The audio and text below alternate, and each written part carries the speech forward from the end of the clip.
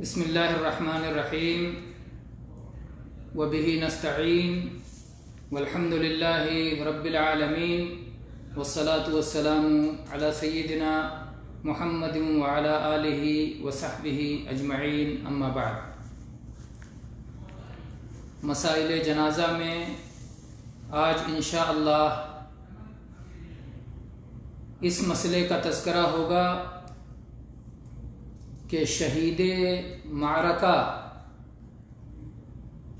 جنگ میں جو مسلمان شہید ہو جائے، غزوے میں جو مسلمان شہید ہو جائے، اسے غسل دینا مشروع نہیں ہے، اسے غسل نہیں دیا جائے گا اور اسے غسل کے بغیر ہی اس کے خون کے ساتھ ہی اسے دفن کیا جائے گا۔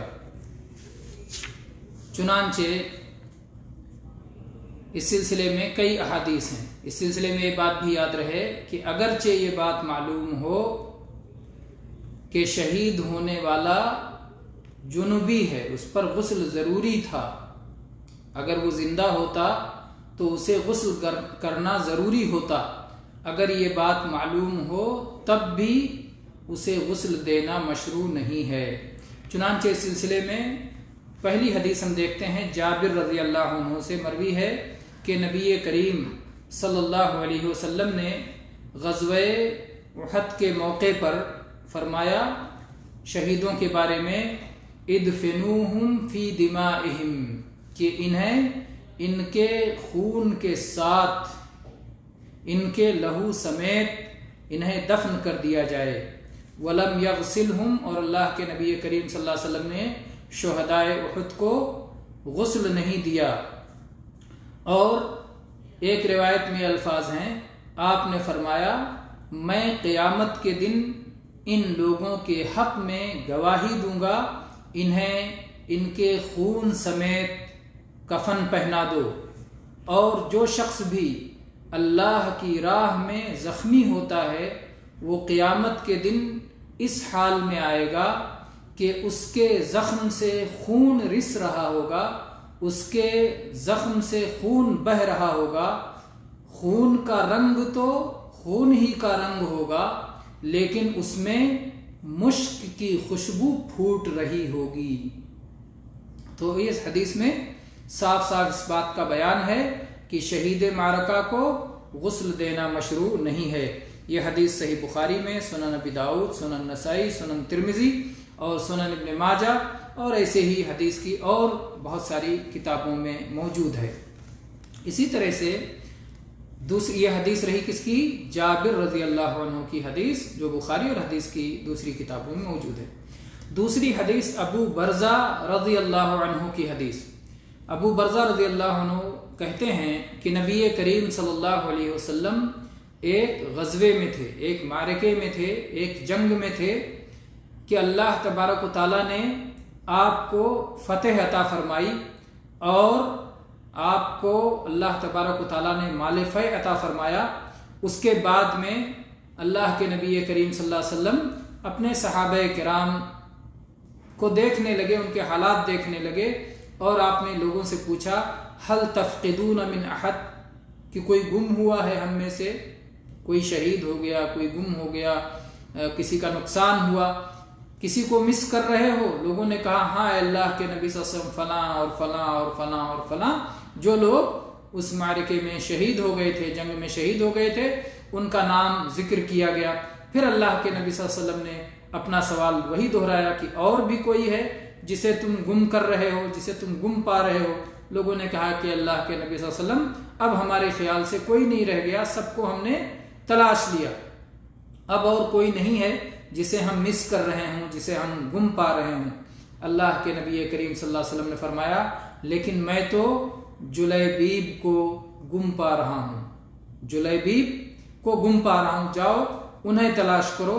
تو انہیں شہیدوں میں اور قتل ہو جانے والوں لوگوں میں جا کر کے انہیں تلاش کیا گیا، لاشوں کے درمیان جا کر کے انہیں تلاش کیا گیا، تو پایا گیا کہ 7 لوگوں کے بغل میں جنہیں انہوں نے قتل کیا ہے اور اس کے بعد وہ قتل کر دیے گئے ہیں. تو جلیبیب رضی اللہ عنہ شہید ہو گئے، لیکن 7 کو مار کے شہید ہوئے.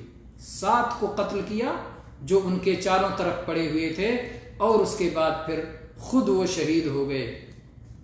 پھر اللہ کے نبی کریم صلی اللہ علیہ وسلم کو ان کے بارے میں اطلاع دی گئی. اللہ کے نبی کھڑے ہوئے اور آپ ان کی لاش تک آئے، اور آپ صلی اللہ علیہ وسلم نے فرمایا کہ یہ بہادر صحابی 7 کو قتل کیا اور اس کے بعد یہ قتل کر دیے گئے. یہ مجھ سے ہیں اور میں ان سے ہوں. یہ مجھ سے ہیں اور میں ان سے ہوں. یہ مجھ سے ہیں اور میں ان سے ہوں. اللہ کے نبی کریم صلی اللہ علیہ وسلم بہادر صحابہ سے کتنی محبت فرماتے تھے. تو یہ جوان اور بہادر صحابی تھے. اللہ کے نبی کریم صلی اللہ علیہ وسلم فرمایا یہ مجھ سے ہیں میں ان سے ہوں. یہ میرے ہیں میں ان کا ہوں. یہ میرے 3 بار آپ صلی اللہ علیہ وسلم نے فرمایا. پھر اللہ کے نبی کریم صلی اللہ علیہ وسلم نے انہیں ایک اور عزت عطا فرمائی. آپ نے اپنے دونوں بازوؤں کو پھیلایا اور اس کے بعد ان کی لاش کو آپ صلی اللہ علیہ وسلم نے اپنے بازوؤں میں اٹھا لیا، جیسے لاش کے لیے کوئی چارپائی ہوتی ہے لاش کے لیے. تو ان کی لاش کے لیے کوئی چارپائی نہیں تھی. نبی کریم صلی اللہ علیہ وسلم کے بازو ہی نے ان کے چارپائی کا کام دیا. نبی صلی اللہ علیہ وسلم نے اپنی گود میں اٹھایا اور اپنی گود میں اٹھا کر کے اللہ کے نبی کریم صلی اللہ علیہ وسلم لے کر کے گئے اور انہیں دفن فرمایا. تو چنانچہ ان کی قبر بنائی گئی اور اس کے بعد میں انہیں دفن کیا گیا. تو اس حدیث میں بھی غسل دیے جانے کا کوئی ذکر نہیں ہے. اس سے معلوم ہوتا ہے کہ جو شخص جو مسلمان غزوہ میں، معرکہ میں، جنگ میں شہید ہو جائے تو اسے غسل دینے کی ضرورت نہیں ہے. یہ حدیث صحیح مسلم میں ہے اور ایسے ہی مسند احمد اور حدیث کی اور بھی کتابوں میں موجود ہے.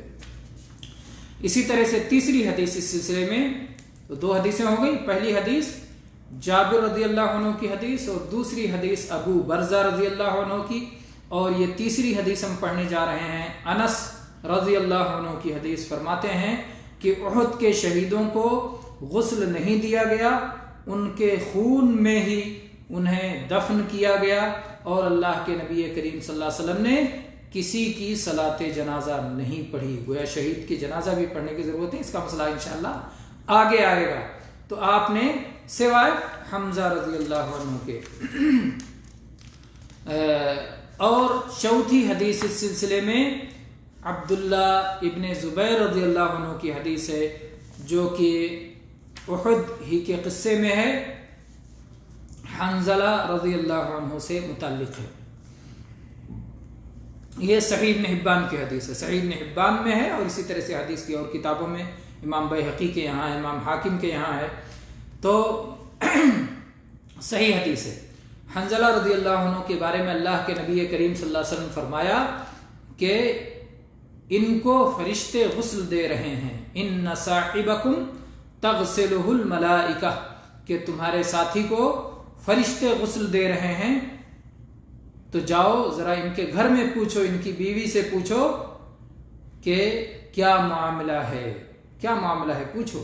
تو لوگوں نے جب جا کے معلوم کیا تو پتہ چلا کہ جیسے ہی انہوں نے جنگ کا اعلان سنا اور یہ کہ مدینہ پر حملہ ہونے والا ہے، سرحدوں کی حفاظت کی ضرورت ہے، اس وقت مسلمان بہادروں کو لڑنے کی ضرورت ہے، تو فوراً وہ گھر سے نکل گئے.